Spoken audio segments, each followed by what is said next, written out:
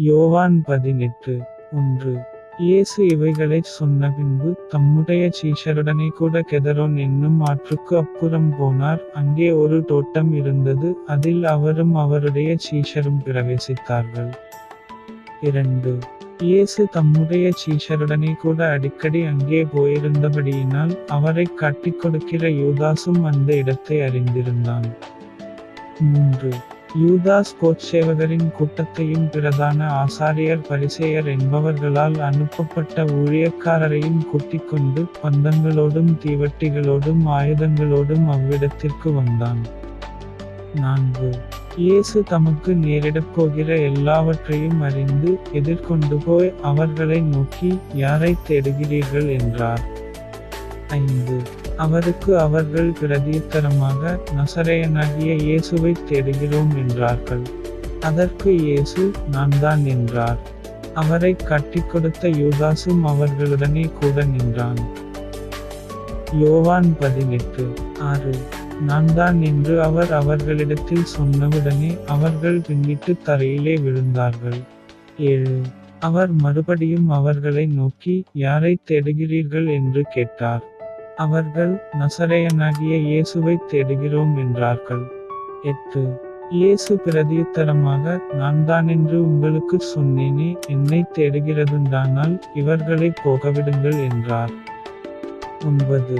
நீர் எனக்குத் தந்தவர்களில் ஒருவனையும் நான் இழந்து போகவில்லை என்று அவர் சொல்லிய வசனம் நிறைவேறத்தக்கதாக இப்படி நடந்தது. 10.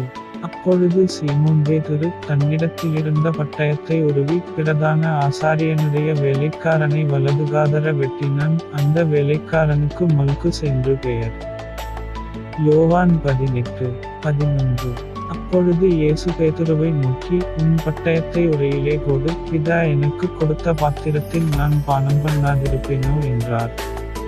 12. அப்பொழுது போட்சேவகரும் 1000 போட்சேவகருக்கு தலைவனும் யூதருடைய ஊழியக்காரரும் இயேசுவை பிடித்து அவரைக் கட்டி. 13. முதலாவது அவரை அன்னா என்பவனிடத்திற்கு கொண்டு போனார்கள். அவன் அந்த வருஷத்து பிரதான ஆசாரியனாகிய காய்பாவுக்கு மாமனாயிருந்தான். 14. ஜனங்களுக்காக ஒரே மனுஷன் சாகிறது நலமாயிருக்குமென்று யூதருக்கு ஆலோசனை சொன்னவன் இந்த காய்பாவே. 15. சீமோன் பேதுருவும் வேறொரு சீஷனும் இயேசுவுக்குப் பின் சென்றார்கள். அந்தச் சீஷன் பிரதான ஆசாரியனுக்கு அறிமுகமானவனாயிருந்ததினால் இயேசுவுடனே கூட பிரதான ஆசாரியனுடைய அரமனைக்குள் பிரவேசித்தான். யோவான் 18:16. பேதுரு வாசலருகே வெளியே நின்றான்.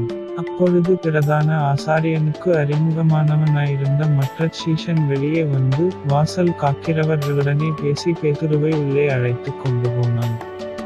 17. அப்பொழுது வாசல் காக்கிற வேலைக்காரி பேதுருவை நோக்கி, நீயும் அந்த மனுஷனுடைய சீஷரில் ஒருவனல்லவா என்றாள். அவன், நான் அல்ல என்றான். 18. குளிர்காலமானபடியினாலே ஊழியக்காரரும் சேவகரும் கரிநெருப்புண்டாக்கி நின்று குளிர்காய்ந்து கொண்டிருந்தார்கள். அவர்களுடனே கூட்டப் பேதுருவும் நின்று குளிர்காய்ந்து கொண்டிருந்தான். 19. பிரதான ஆசாரியன் இயேசுவினிடத்தில் அவருடைய சீஷரைக் குறித்தும் போதகத்தைக் குறித்தும் விசாரித்தான். 20. இயேசு அவனுக்குப் பிரதியுத்தரமாக, நான் வெளியரங்கமாய் உலகத்துடனே பேசினேன். ஜெபாலயங்களிலேயும் யூதர்களெல்லாரும் கூடிவருகிற தேவாலயத்திலேயும் எப்பொழுதும் உபதேசித்தேன். அந்தரங்கத்திலே நான் ஒன்றும் பேசவில்லை. யோவான் 18:21. நீர் என்னிடத்தில் விசாரிக்க வேண்டியதென்ன? நான் சொன்னவைகளைக் கேட்டவர்களிடத்தில் விசாரியும், நான் பேசினவைகளை அவர்கள் அறிந்திருக்கிறார்களே என்றார். 22. இப்படி அவர் சொன்னபொழுது சமீபத்தில் நின்ற சேவகரில் ஒருவன், பிரதான ஆசாரியனுக்கு இப்படியா உத்தரவு சொல்லுகிறது என்று இயேசுவை ஒரு அறை அறைந்தான். 23. இயேசு அவனை நோக்கி, நான் தகாதவிதமாய்ப் பேசினதுண்டானால் தகாததை ஒப்புவி, நான் தகுதியாய்ப் பேசினேனேயாகில் என்னை ஏன் அடிக்கிறாய் என்றார். 24. பின்பு அன்னா என்பவன் பிரதான ஆசாரியனாகிய காய்பாவினிடத்திற்கு அவரைக் கட்டுண்டவராக அனுப்பினான். 25. சீமோன் பேதுரு நின்று குளிர்காய்ந்து கொண்டிருந்தான். அப்பொழுது சிலர் அவனை நோக்கி, நீயும் அவனுடைய சீஷரில் ஒருவனல்லவா என்றார்கள். அவன், நான் அல்ல என்று மறுதலித்தான். யோவான் 18:26. பிரதான ஆசாரியனுடைய வேலைக்காரரில் பேதுரு காதரவெட்டினவனுக்கு இனத்தானாகிய ஒருவன் அவனை நோக்கி, நான் உன்னை அவனுடனே கூட தோட்டத்திலே காணவில்லையா என்றான். 27. அப்பொழுது பேதுரு மறுபடியும் மறுதலித்தான், உடனே சேவல் கூவிற்று. 28. அவர்கள் காய்பாவினிடத்திலிருந்து இயேசுவை தேசாதிபதியின் அரமனைக்கு கொண்டு போனார்கள். அப்பொழுது விடியற்காலமாயிருந்தது. தீட்டுப்படாமல் பஸ்காவை புசிக்கத்தக்கதாக அவர்கள் தேசாதிபதியின் அரமனைக்குள் பிரவேசியாதிருந்தார்கள். 29. ஆதலால் பிலாத்து அவர்களிடத்தில் வெளியே வந்து, இந்த மனுஷன் மேல் என்ன குற்றஞ்சாட்டுகிறீர்கள் என்றான். 30. அவர்கள் அவனுக்கு பிரதியுத்தரமாக, இவன் குற்றவாளியாயிராவிட்டால் இவனை உம்மிடத்தில் ஒப்புக் கொடுக்க மாட்டோம் என்றார்கள். யோவான் 18:31. அப்பொழுது பிலாத்து அவர்களை நோக்கி, இவனை நீங்களே கொண்டு போய் உங்கள் நியாயப்பிரமாணத்தின்படி நியாயந்தீருங்கள் என்றான். அதற்கு யூதர்கள், ஒருவனையும் மரண ஆக்கினை செய்ய எங்களுக்கு அதிகாரமில்லை என்றார்கள். 32. தாம் இன்னவிதமான மரணமாய் மரிக்கப் போகிறார் என்பதைக் குறித்து இயேசு குறிப்பாய் சொல்லியிருந்த வார்த்தை நிறைவேறத்தக்கதாக இப்படி சொன்னார்கள். 33. அப்பொழுது பிலாத்து மறுபடியும் அரமனைக்குள் பிரவேசித்து, இயேசுவை அழைத்து, நீ யூதருடைய ராஜாவா என்று கேட்டான். 34. இயேசு அவனுக்குப் பிரதியுத்தரமாக, நீராய் இப்படிச் சொல்லுகிறீரோ அல்லது மற்றவர்கள் என்னைக் குறித்து இப்படி உமக்குச் சொன்னார்களோ என்றார்.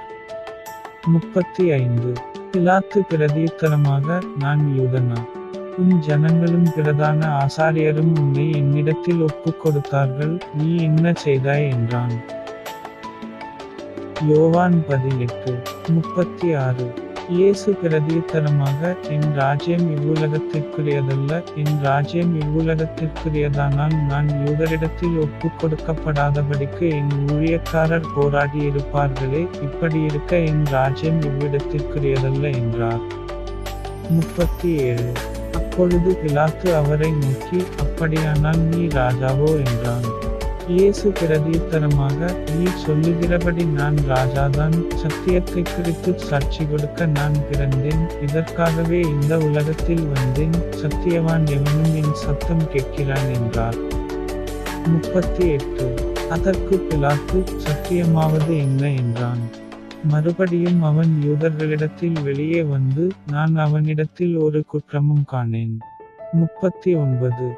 பஸ்கா பண்டிகையில் நான் உங்களுக்கு ஒருவனை விடுதலை பண்ணுகிற வழக்கமுண்டே, ஆகையால் யூதருடைய ராஜாவை நான் உங்களுக்காக விடுதலை பண்ண உங்களுக்கு மனதுண்டா என்றான்.